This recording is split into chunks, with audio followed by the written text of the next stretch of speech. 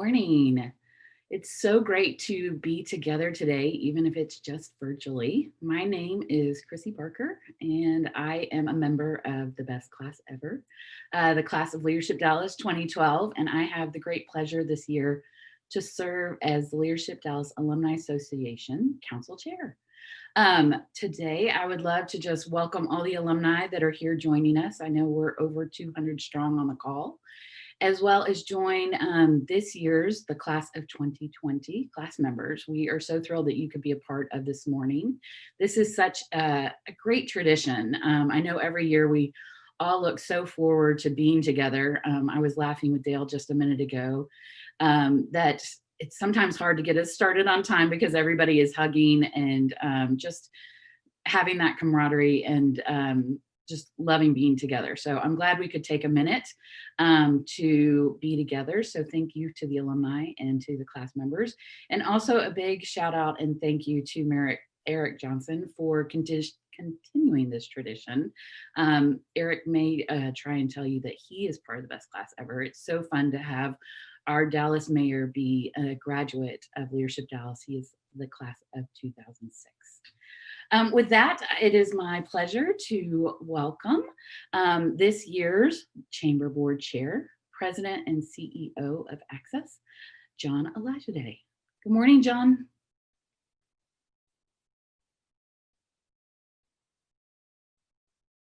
John. Good morning, Chris. Good morning. Good morning. Good morning. Thank you so much for joining us today. Thank you for having me. It's my honor. Ready? Can we go? Okay, excellent. Okay, good morning. Thank you, Chrissy. Sorry for the technical glitch there. Good morning, everyone. My name is John Elijah, and I'm the founder and CEO of Access, and also the 2020 board chair of the Dallas Regional Chamber. On behalf of the DRC, I want to welcome this Leadership Dallas Alumni Association class and welcome all of you to the breakfast meeting with the Dallas Mayor, our very own Eric Johnson, presented by Goldman Sachs. We're grateful to be joined by graduates and members of Leadership Dallas and the Leadership Dallas Alumni Association. Through the DRC's 5 leadership programs, the DRC works hard to grow leaders and elevate careers. You know, Dale and Chrissy, I just want you to know, for the record, how envious I am of this prestigious and exclusive club that I am not a member of. I never had the opportunity to go through the Leadership Dallas program, so I don't enjoy the exclusive perks and benefits that you all enjoy. And when you think about it, there's no telling how much more I could have accomplished if I had had the rare privilege of being a part of the program. So, Dale, I'm hoping we can, and Chrissy, I'm hoping we can have a conversation about that later. It's truly an honor to be with all of you today. I'm very honored to be here. Today, we celebrate Juneteenth, when in 1865, Union General Gordon Granger told a crowd in Galveston, Texas, that all slaves were free. 155 years later, African Americans in our community still struggle in the fight for human rights. As chair of the DRC, I am committed to making the Dallas region the best place in the United States for all people to live, work, and do business. One of my priorities this year is to focus on diversity, equity, and inclusion. A lot of you heard me share that during the annual meeting we had this year, and some of you have heard me share that publicly on different occasions. Together, we must confront the systemic challenges that we face, especially as they impact racial equity. We must listen to each other to understand the issues and do all we can to make our community more just and equitable for all. We must accept responsibility for transforming disparities into opportunities throughout our community and in all neighborhoods. The Dallas Regional Chamber has made this a priority and is uniting the Dallas region's business community in an effort to build a more inclusive community. I wrote an op-ed that was published in the Dallas Morning News last week regarding the Floyd killing and all the nationwide protests.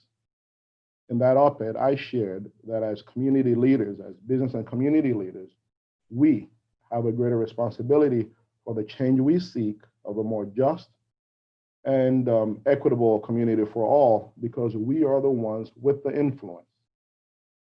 And therefore, I was really excited. I was heartened that nearly 100 DRC board members joined together in recognition of the senseless killing of Mr. Floyd and the many other Black people before him through an ad that was placed in the Dallas Morning News.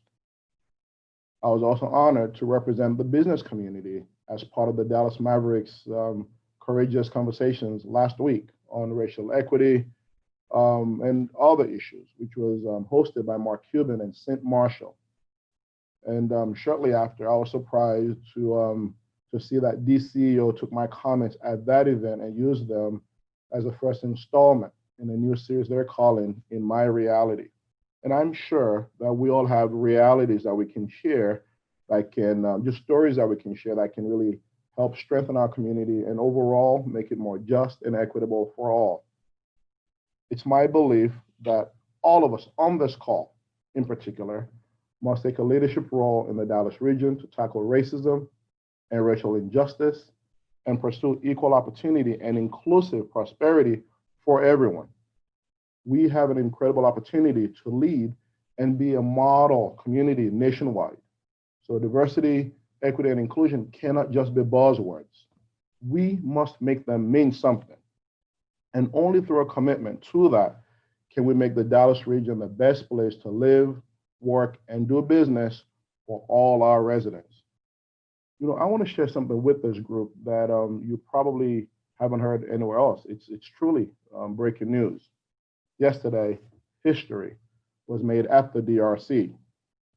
Our executive committee voted to create the first ever board level Diversity, Equity, and Inclusion Council at the DRC to partner with management to create a sustainable diversity, equity, and inclusion strategy. Historic. In addition, a new position for the Senior Vice President for Diversity and Equity and Inclusion will be created to work daily on this issue with the council and the leadership at the DRC. I am so very proud of our executive committee for this historic vote. And next week, we will meet again to discuss ways we can make our community better as we explore how we can weigh in on criminal justice reform. You know, I just want you to know that our business and community leaders in Dallas, in our Dallas region, care deeply about this issue, and we are committed to taking action to help achieve the change that we seek. And I am so, again, I can't say it enough, how incredibly proud I am of the leaders in this community. And I know that as we all band together, especially those of us with influence, we can move mountains, we can make magic happen, and really work together to create a community that's really a model for all nationwide. We're so very pleased to hear today from Dallas Mayor Eric Johnson, who took office just over a year ago with a promise to unify his native city. Mayor Johnson, thank you so much for being with us today as you join us on this annual breakfast with the mayor. But to begin, Lynette Barksdale, the Vice President of Diversity and Inclusion at Goldman Sachs, will share a few remarks on behalf of our presenting sponsor. Lynette will then introduce the mayor and our moderator, Dale Petroskey, the DRC's president and CEO. And I just want to say, I'm so proud to be associated with the DRC, and Dale and his team are doing an incredible job for our community at this time. You can use a chat function at the bottom of your screen to submit your questions throughout the conversation. And we will wrap up around, we'll have a Q&A session that wraps up around 8:50 a.m. this morning. And then we'll hear from Debbie Dennis of Encores. Now it's my pleasure to introduce Lynette Barksdale. Lynette, we're so grateful for the relationship between Goldman Sachs, the city of Dallas, and the Dallas Regional Chamber. The corporate leadership of Goldman Sachs makes this region stronger. We're so grateful for all your leadership overall. Thank you for the support of this conversation, especially Lynette. And now I'll turn things over to you. Thank you. Thank you so much, John, for the kind introduction and for your inspiring words this morning. As John mentioned, my name is Lynette Barksdale, and I'm the Vice President of Diversity and Inclusion at Goldman Sachs, based in Dallas, Texas. I joined Goldman Sachs almost a year ago to expand our efforts as we continue to diversify our location strategy. Before I officially introduce the mayor, I would be remiss to not touch upon the current state of our world. In the past 6 months, the firm has faced global challenges, from the likes of the Hong Kong protests to COVID-19 to the most recent racial equity protest here in the United States. One thing I can say without a shadow of a doubt is that the firm's commitment to its people and clients have never been stronger. From the business contingency plan set in place so that 98% of the firm could work remotely, to the stance that the firm has taken when it comes to racism and social injustice, and to the financial commitments that the firm has made to support system reform, we are stronger and more united than ever at Goldman Sachs. Our CEO, David Solomon, has chosen to take a firm-wide stance on racial and economic inequity by committing $10 million to support the vital work of leading organizations. Not only are we committed externally, but internally as well. The firm has been focusing on providing additional resources to our employees and will continue driving the commitment that David made when he took the seat on the CEO role. In addition to our global commitments, we are also deeply committed to Dallas. As of today, the Goldman Sachs COVID-19 Relief Fund has deployed $360,000 through our grants to the Mayor's Disaster Relief Fund and the Dallas County COVID-19 Response Fund to support relief efforts in Dallas, including expanding access to healthcare, providing economic relief, and assisting the most vulnerable residents of Dallas. We've provided nearly 120,000 masks to Dallas healthcare workers through donations to Texas Health Resources and Baylor University Medical Center, Dallas. In the Dallas region, more than 150 GS employee volunteers have enrolled in 28 virtual projects in partnership with 22 nonprofit organizations through the firm's virtual community teamworks initiative, which allows GS employees to remotely support vulnerable populations around the world, including small business owners, students, and the elderly. In 2014, Goldman Sachs and Goldman Sachs Foundation committed $20 million to support Dallas small businesses. Since then, 470 Dallas small business owners have participated in the program, which is delivered in partnership with the Dallas County Community College District. Additionally, as supporters of Dallas CASA, for the last 22 years, Goldman Sachs has served as a host of the Dallas CASA Classic Tournament, which has raised more than $20.5 million for abused children. Last year, in partnership with Pioneer Natural Resources and AT&T participants and sponsors of the tournament, joined together to raise more than $1.8 million for Dallas CASA. These funds have helped more than 900 abused and neglected children have safe, permanent homes. Dallas Regional Leadership hosts an annual beanbag tournament at the Tramwell Crow Center that benefits to charity. And last year's tournament benefited Susan G. Komen, a nonprofit that raised money and awareness for breast cancer, and honored Meg Burke, a managing director at the firm fighting breast cancer. The Dallas office raised more than $12,000 for Susan G. Komen to further that research. And now to introduce our guest of honor. In June 2019, Dallas native Eric Johnson became the 60th elected mayor of Dallas. He previously served in the Texas House of Representatives from 2010 to 2019 and has been a practicing lawyer for over 15 years. Mayor Johnson and his wife, Nikki, proud parents of sons William and George, and Mayor Johnson is a Leadership Dallas graduate of the 2006 class. Moderating the discussion with Mayor Johnson is the Dallas Regional Chamber President and CEO, Dale Petroskey, who has led the DRC since 2014. Mr. Petroskey's career also includes service as Assistant White House Press Secretary to President Ronald Reagan, Senior Vice President for Mission Programs at National Geographic, and President of the National Baseball Hall of Fame and Museum in Cooperstown, New York. Both Dale and Mayor Johnson have faced tremendous obstacles in 2020, and I know they'll have a wealth of knowledge to share with us today. With that, Mayor Johnson and Dale, I'll turn it over to you. Well, thank you so much, Lynette. Really do appreciate the kind introduction. And John, we could not have a better leader at the Chamber as chair this year during these challenging times than John Olajide. Fate brought John to us at this moment, and we're very fortunate for that. A big welcome to our Leadership Dallas class this year and all of our friends of the Leadership Dallas alumni who are having breakfast with us this morning, Mayor. Really great to be with everyone here. Mayor, thanks so much for joining us on Juneteenth. And these are your people. You're a member of Leadership Dallas class of 2006. I was just going to ask you, are you going to kick a shout out to the class of 2006? I mean, that's the right thing to do. It's the greatest class you've ever had. I'll let you start by doing that. Hey, class of 2006, love you guys. Happy Juneteenth. Okay, great. Let's start with today, Juneteenth, a big day, an important day of remembrance. And like a lot of organizations around the country and many of our member organizations, we are celebrating or reflecting on it at the DRC. We're giving our staff the afternoon off so that they can treat it as a special holiday that it is, the end of slavery for good in the United States back in 1865. Tell us what Juneteenth meant to you growing up or what it means to you today. Well, first of all, let me say thank you to the DRC for putting this together. Thanks for having me. It's great to be here.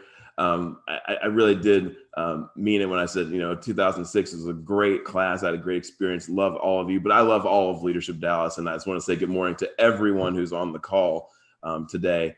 Juneteenth actually has a kind of a complicated history. It's something that I've been celebrating with my family, and most African Americans, I would say, in Texas have been celebrating for a long time. I mean, going back to 1865. So not a new holiday for us. I think that there's a lot of awareness around it now, but I can tell you this, Dale, I remember going to college up in the Northeast and telling folks about Juneteenth, explaining that to them. And the response I got from people, it wasn't everybody, but certainly it was a common response that I got from people on the left or on the right side of the political spectrum, didn't matter, was, well, that's an odd thing to celebrate, because if you know the history of Juneteenth, you understand what it really is about. It's about the slaves in Texas finding out about their freedom late. It's a celebration of the fact that the Emancipation Proclamation was issued and we didn't find out in Texas that we were freed until a Union general came in and read the Emancipation Proclamation to us years later.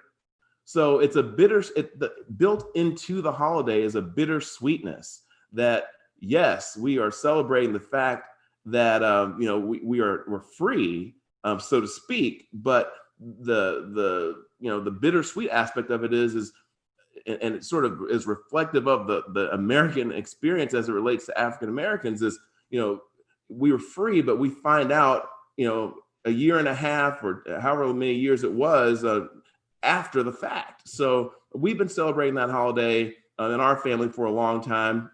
And I'll be honest with you and say that it's a combination of, reflection on our history in this country, but also just a time just to spend with family. A lot of people will go and have barbecues and cookouts and spend time. It's been in a lot of ways the African American 4th of July for a long time. So not a new holiday, but certainly glad that folks are talking about it now. I know Senator Cornyn is talking about trying to have it become a federal holiday, and other people are starting to come around to it, and so that's a good thing.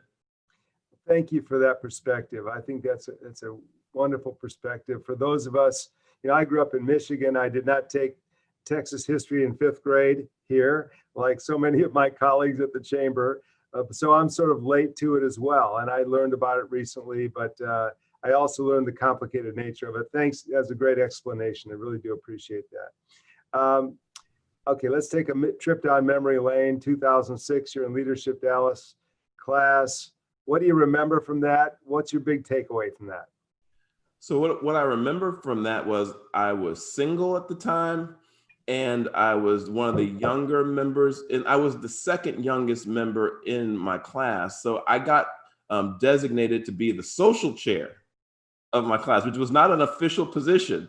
They just said, since you party so much, you might as well be the social chair. And since you know where all the cool happy hour spots are, I was responsible for putting together all of our happy hours. So by the way, I'm getting older. Not a single one of the places I think that we went to back then is actually still in operation. But that was my job. That was my unique contribution to the class of 2006. Was I was the social chair. But no, what I remember about it was I was in a class full of amazing people, great civic leaders, people from all different industries, and we learned a ton. And that is really what really sparked my public service career in a lot of ways. It opened my eyes to. I mean, I grew up in Dallas. I'm a Dallas native.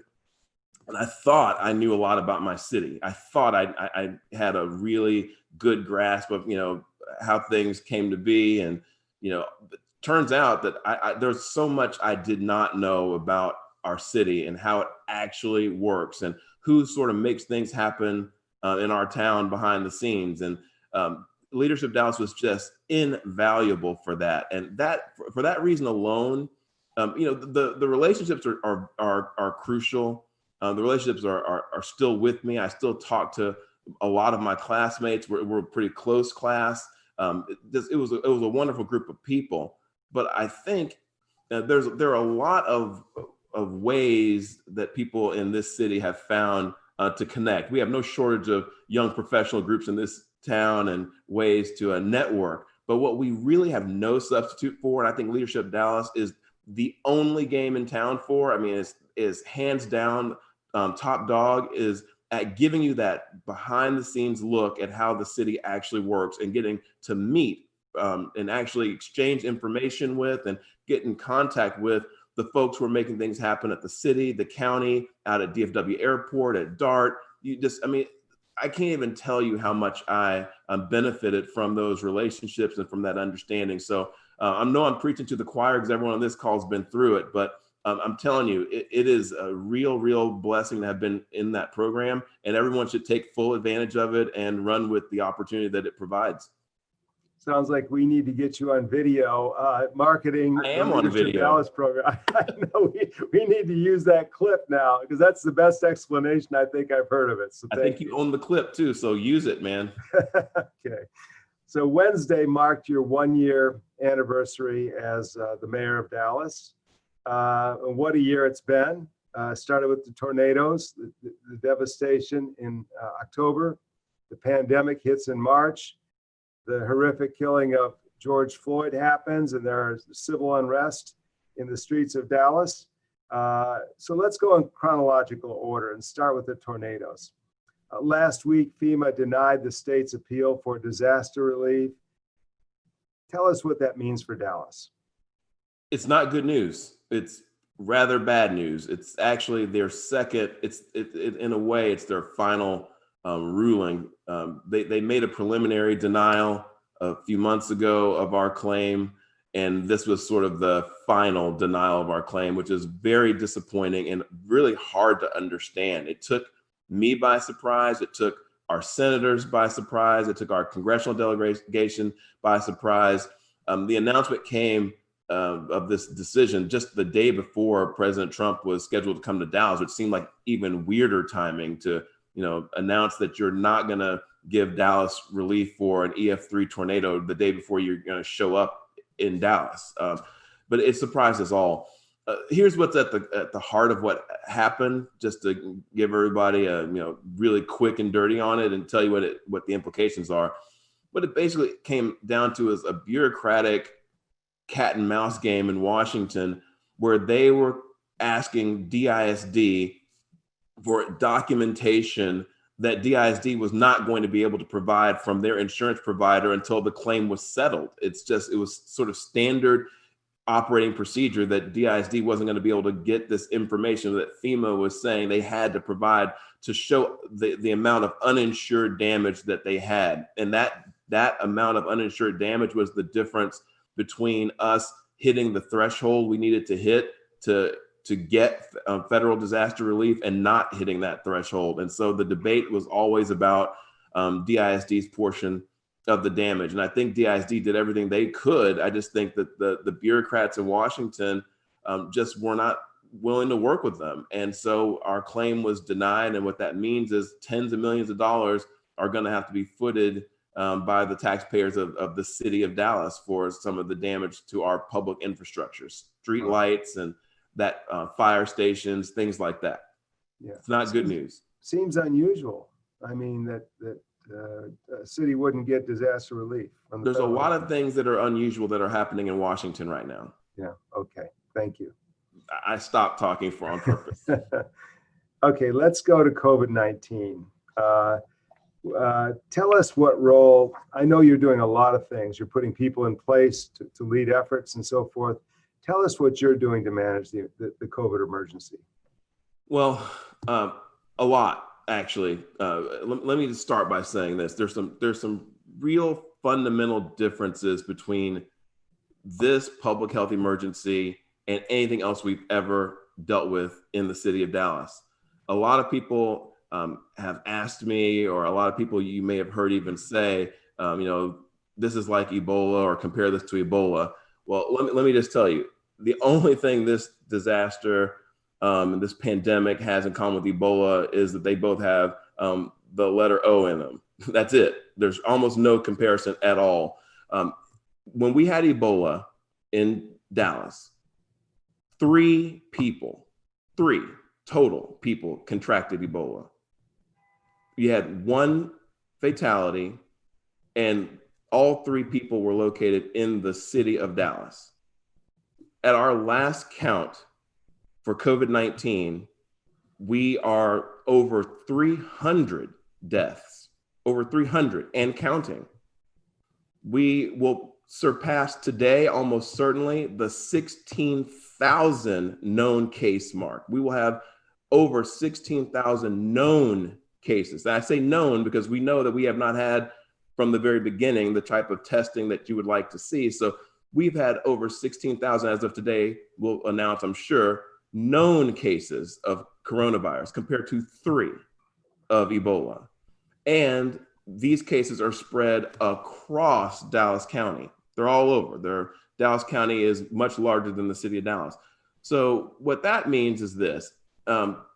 This is not a matter of a couple of weeks of going out in front of cameras, the county judge and the mayor, and just trying to put people at ease about the fact that we've contained 3 people. This is a challenge of a magnitude that we have never seen before. We don't know even when this is going to end. We don't know when a vaccine is going to be available. We are over 16,000 cases and counting, and over 300 deaths already. And so what that means is we've had to, in essence, shut down our economy in an effort to try to slow down the spread of this. So that has turned this, what was originally a public health emergency, into a financial emergency. This has triggered a recession, in essence. So what I've had to manage as the mayor is simultaneously working to deal with the health aspect of this, to try to preserve life, to try to get people to wear masks, to try to get people to engage in social distancing, to try to get people to understand that if they're showing symptoms, they need to stay at home, to try to increase the amount of testing that's available in our city, and to make sure it's available in an equitable way to people who lack access to transportation. So mobile testing we've brought to Dallas. We've used city money to try to increase testing to help the county out, which is our primary public health authority. And Dallas people need to understand we don't operate our own health authority. Austin does, San Antonio does, a lot of cities around the country, health is operated by the city. In Dallas, we have a contract with Dallas County to run health. They're the ones responsible for all the aspects of dealing with the public health aspects of COVID, but we've had to step up and fill in some gaps. We are trying to help them with expanding testing. We are pushing them to help expand contact tracing and all the other things that we think we need to do to save lives. We also, however, have a financial aspect of this. And like I appointed a czar to help deal with the health aspects of this, a gentleman named Kelvin Baggett, a very qualified doctor and epidemiology and public health background guy. I've asked Richard Fisher, who's the former president of the Dallas Fed, and Fred Perpall, and the Dallas Regional Chamber and the Dallas Citizens Council to step up to help us with the economic recovery. And everyone is pulling together around an effort to help make loans to our small businesses and to try to get our businesses to, survive this period, because there are a lot of businesses who are on the verge of shutting down. And if they shut down, they're not coming back at all. And in Dallas, a large portion of our workforce is employed by small businesses, the ones that are the most vulnerable right now to this pandemic. So I am simultaneously trying to manage an economic crisis with a public health crisis. And you haven't asked about it yet, so I'll wait for you to ask it if you are interested in hearing about it. But we've laid on top of it protests related to racial inequity. So there's quite a bit going on at the city right now that I'm having to manage. And it fills my day. I'll put it that way. It fills my day. I will say you've made some excellent appointments. Richard Fisher, Kelvin Baggett, Fred Perpall and John Alajide helping out with Richard Fisher and using the organizations that are here and already doing a lot of the work to support the work of economic recovery and getting the city ready for the future when we come out of all of this. So thank you, Mayor. Let's talk about the civil unrest and what's happening in the city. Folks are calling for police reform and so forth. There's the defund police movement. I'd like to get your reaction to all of that. Okay, I'll start with civil unrest. Protests, civil unrest, call it what you will. People are taking to the streets to express their displeasure with what's been going on, not just with George Floyd. Let's be clear about that. George Floyd is not the first person to die as a result of police brutality in the United States. He's far from the first. He just happens to be the person who sparked a national and in some ways international movement, which I'm actually glad to see, because what we see in these protests, which are overwhelmingly peaceful protests, and I'll speak a little bit to the very beginning of the protests where there was some vandalism and some looting and some violence, but was completely not related to the protest. It was related to folks who came out for that purpose. But these protests that we're seeing, which are largely peaceful in Dallas, are really about trying to make change, trying to bring change to our police department, to make policing work the way it's intended to work for everyone. The truth is, Dale, and it's hard to talk about because I think it involves a lot of personal stories for a lot of folks that are painful. But in the African American community for a long time, people have not felt that the police are there to do the same job in our communities that they are to do in other communities. I think the view of the police has been mixed in the African American community. They're there to protect and serve in some ways, but in some ways they're there and the way it plays out in a lot of cases has not been good. It's been a tense relationship, and it's resulted in some cases, like in George Floyd's, with people dying. And so people are taking to the streets to bring attention to that. That's a good thing. But those protests at some point have to turn into tangible policy changes. And that's what my job as the mayor of the city is to do, is to funnel that activity into policy change and to try to make sure that goes through our established processes that are designed to bring about policy change. So that means specifically these ideas that are being brought forward by the public, we want them heard by our Community Police Oversight Board. We want them heard by our Public Safety Committee of the City Council. And we want them brought to the full council to be voted on so that the community has input. Early on in the protests, the first couple of days, there were some incidents in Deep Ellum and downtown that I was not happy with. I was very unhappy to see some people take advantage of the people who were out protesting to go and do things that they had no business doing, and that had nothing to do with protest. There's nothing related to George Floyd or police brutality about breaking out the windows of Neiman Marcus and running out with a designer jacket or breaking into a 7-Eleven. And we saw some of that behavior.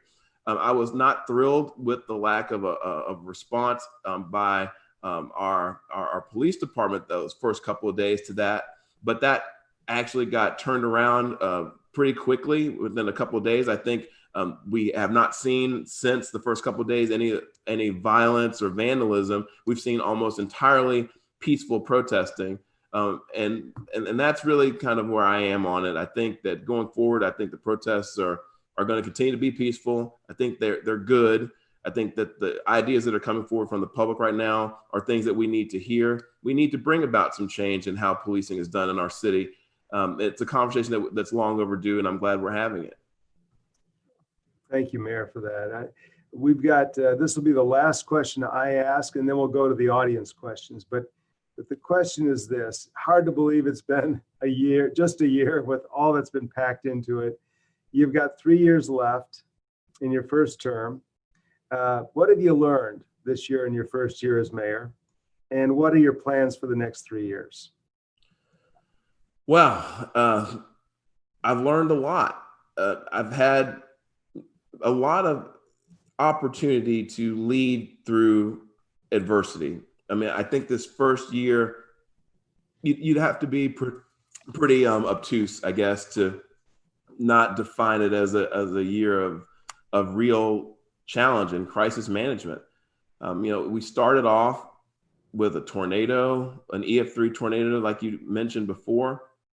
We had a court case, a verdict in a murder trial for a police officer that had a lot of potential for civil unrest then. I mean, the Amber Geiger trial had the potential to really rock our city, and we made it through that. We've had the pandemic. We've got what's going on right now with the civil unrest. It's been a year that's been really marked by adversity and challenge. And I've learned that, you have to trust your own instincts, and you have to rely on what got you to where you are in times of adversity like this. My leadership style is one that I think, it's something that I feel like is what's needed at the time, which is to be a steadying force, not to contribute to instability and not contribute to people's anxieties. So I think there are folks who on either side of any issue would like to see the mayor jump on their side and be more fiery. I think that what the city needs when you're trying to navigate these types of situations is someone who's going to be truthful with the residents of the city, who's going to be transparent, who's going to communicate regularly what's going on, and going to give people the assurance that things are going to be better and that we are going to come out on the other side better, but not from a Pollyanna standpoint, from the standpoint of this is a resilient city and we've been through challenges before, and to try to always put the challenges in their proper perspective and not to engage in fear mongering, but not to sugarcoat, and to just be somewhat balanced. And so my personality by nature, I think I'm a raging moderate by nature. I mean, I think it's just my personality. I try to achieve moderation in views and try to bring people together. And bringing people together, I want to be clear about something else. My style is a good debate never hurt anybody, and a good old-fashioned disagreement never hurt anybody. And people need to be comfortable with voicing their differing opinions with zeal. And I don't shy away from expressing my opinions with zeal. But what I'm going to always do at the end of the day is, at some point, we've got to stop the debate, make a decision, and move forward. And then we can't Monday morning quarterback and second guess the decisions once we've made them. We've got to just make them successful. And so I've learned to just trust my instincts. I've learned to just trust in my leadership style, which is to try again to lead sometimes with a quiet firmness and to listen to everybody, but at the end of the day, make a decision to move forward. Next 3 years, I mean, it's hard to imagine that my mayoralty now, which I never could have foreseen beforehand, won't be defined by COVID-19. We can't have any illusions about what the lingering effects of this are going to be on our city. It may take the full 3 years to just get our economy back to where it should be and what trajectory it was on before COVID. And so I have to make sure that Dallas not only comes out of COVID-19 economically okay, but leads the nation. That's my goal. My goal is for us to come out first and stronger, and to actually, if you can believe this, benefit relative to other cities, both our neighboring cities, but also our cities around the United States from this. Dallas has some advantages going for it that I know, Dale, you and I've talked about, and that you've heard people from the coast say, this experience with COVID-19 has placed a premium on low density cosmopolitan cities. And there's not that many in this country that fit that bill. The combination of low population density, meaning people per square mile. Dallas has got almost 400 square miles. The city of Manhattan can fit inside of our airport at DFW. So we've got 400 square miles and 1.4 million people in the city of Dallas. That's low density for a city that offers all that we have to offer in terms of cosmopolitan offerings. Is not a dime a dozen in this country. So I'm hoping that we actually will come out of this stronger, but it's going to take maybe the next 3 years to get us there, to build to that again. So that's my goal, to continue to focus on our workforce, continue to focus on working with you guys over at the chamber on corporate relocations, and to continue to make sure that Dallas is an equitable city and make it a more equitable city, north and south, and try to get some more development over in our southern half. Yeah. Well, I think that's a great way to go about it. Trust your instincts. You've been pretty darn successful, and we appreciate the steady leadership. And I love the term "raging moderate" because, I mean, I think you see both sides of an issue each time and call them as you see them, and we appreciate that. Thank you. Okay, so let's go to some questions from our Leadership Dallas folks. First of all, I'd like to just remind people to submit their questions via the chat function so we can get as many questions to the mayor as possible. Let's go to the first one. The state guidelines for schools are no masks, no social distancing, no temperature checks. Do you have any insight into school reopenings here in Dallas? I do not have any update yet on what our DISD or local school districts are going to do. I heard the announcement, and I understand that they are not being told from TEA that they must do any of the things that you just listed, but they are allowed to do those things. So once I've had a conversation with Superintendent Hinojosa and some of the other local superintendents, I'll be happy to speak to that. But the answer to your question is I have not heard yet in the past 24 hours from any of the superintendents about what their intentions are. And I presume that they're still working it through. They're still working through on their end exactly what they do want to mandate and to what extent they're going to work in virtual learning and versus in-person schooling and all that type of thing. So once I know something, I'm happy to share it, but I don't know yet. Okay, great. Thank you. What recommendations do you have for LDA members to plug into real opportunities here in the region? In terms of opportunities to get involved with public service or opportunities of what nature? I'm just curious what the I'm guessing it would be both, probably career opportunities as well as community opportunities. Yeah. So, well, I think the Dallas Regional Chamber is a great place to start to talk about career opportunities. You guys have done a great job through this pandemic of helping us put out the word about job opportunities that are available in our existing market, jobs that are available right now and opportunities that are available right now for people to fill. And so I think you guys are doing a great job with that, and I will continue to work with you on that. Appreciate your help with Dallas Works, which is our summer youth opportunity that we're offering to kids in our city to have a job in the summer. But as far as service opportunities, let me speak to that. You know, there are several. I still have several openings, actually, of board and commission appointments that I need to make. It's harder than I thought. You asked me about what I learned. I learned that a year is not even enough time to fill all the appointments that a mayor has to make to boards and commissions. If you have my view on boards and commissions, which is you don't just slot anybody anywhere. You try to match people up with their skills and their interests and their ability. So I still have vacancies and appointments of my own. And then you add to that, every council member pretty much gets to make an appointment to these. So, we have boards that cover the entire gamut of interests. I mean, if you're interested in animals, we have a board that deals with animal services. If you're interested in parks, we've got the park board. If you're interested in just economic development, you name it. There's a city board that deals with it. So I would say, reach out to me if you're interested in being appointed to a board or a commission, or if you want to know who your city council person is, and I can help connect you with them. They're always looking for good candidates too. And I never will stop putting in a plug for folks to get directly involved in public service by running for office if that's what you're interested in. It's not for everybody. I'm not even sure it's for me anymore, Dale. I have no idea. But the truth is I've enjoyed my public service career over the past 10 years, and I tell people if they're interested in that's something I'm happy to talk to folks about. It has its ups and downs for sure, but I'm happy to have an honest conversation with folks who are seriously thinking about jumping in. So let's talk about that for a minute. You moved from 10 years in the state legislature to being mayor. How has your leadership style evolved during that time?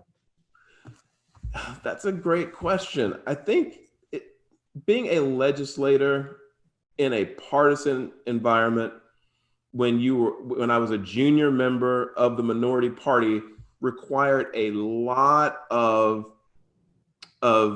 maneuvering, a lot of very skillful coalition building, figuring out how to get folks who really were not necessarily inclined to agree with you. Just there's in a highly charged political environment, a partisan environment like a legislature or Congress, there's a lot of knee-jerk response that you have to overcome. People see a urban junior Democrat coming with a piece of legislation. If they're a rural senior Republican, they almost just instinctively start walking in the direction like, I don't want to see that. I know I don't want to sign that. I know that whatever that is you have in your hand is bad for me to sign. You have to kind of get over that initial, hey, listen to my ideas here. This is actually something that's reasonable. It's balanced. I've thought this through. This isn't going to hurt you. You can explain this to your constituents. It's a good thing for Texas.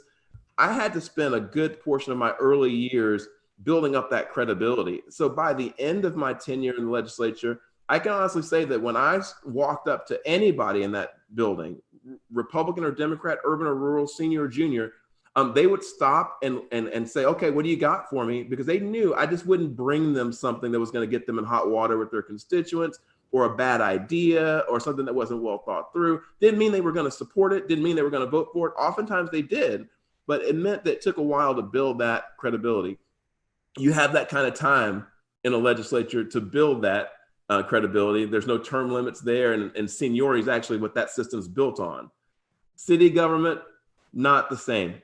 Not built on seniority. Everyone's term limited. Everybody's in a hurry to get their thing done. And it's not that way. You don't have that time to build up that rapport. You kind of just got to jump right in and start trying to make deals.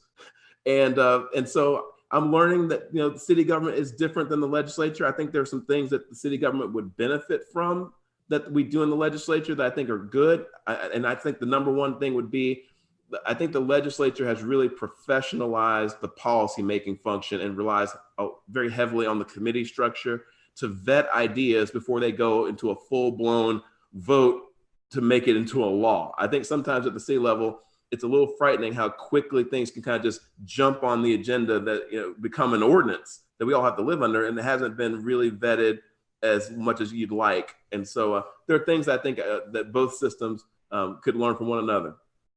Well, Mayor, we could talk for another hour. There are lots of other questions, but unfortunately, we've come to our deadline for my questioning of you. Always wonderful to be with you. Appreciate your candor, appreciate your common sense, and appreciate your service.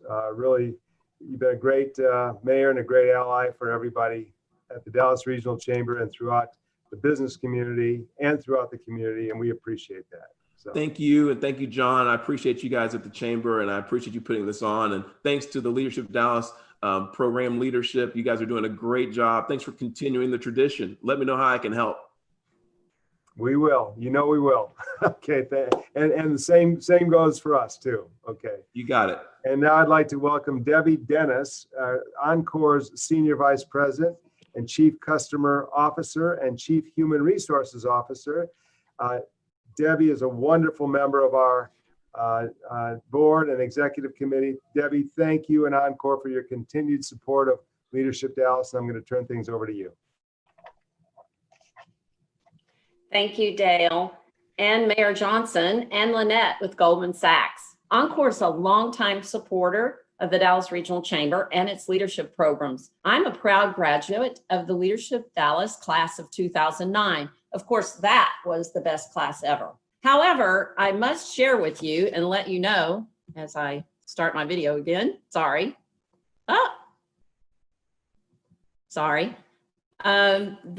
That class of 2006 was an amazing class as well, because our CEO, Alumni, was in the same class as Mayor Johnson.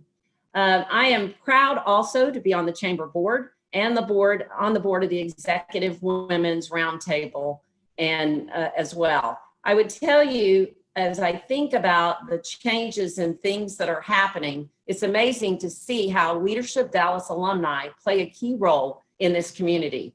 I want to take this opportunity to thank Mayor Johnson for his steadfast leadership during these very challenging and difficult times. We are extremely fortunate to have Mayor Johnson in place. He understands the importance of business as well as creating jobs. And he's always advocating for Dallas, whether it's in Austin or around the country. As a graduate of Leadership Dallas, he understands what it takes to make a positive impact on the city and improve the quality of life in the Dallas region. I want to say again, thank you, Mayor Johnson, for your years of public service and willingness to lead our city at this time.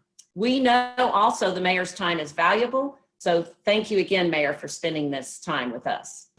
I also want to thank the Leadership Dallas alumni and class of 2020 for joining us today. Your Leadership Dallas experience has inspired you to increase your involvement in your own organizations and in the community. And as you heard the mayor talk about today, there's plenty of other opportunities for all of us to get involved.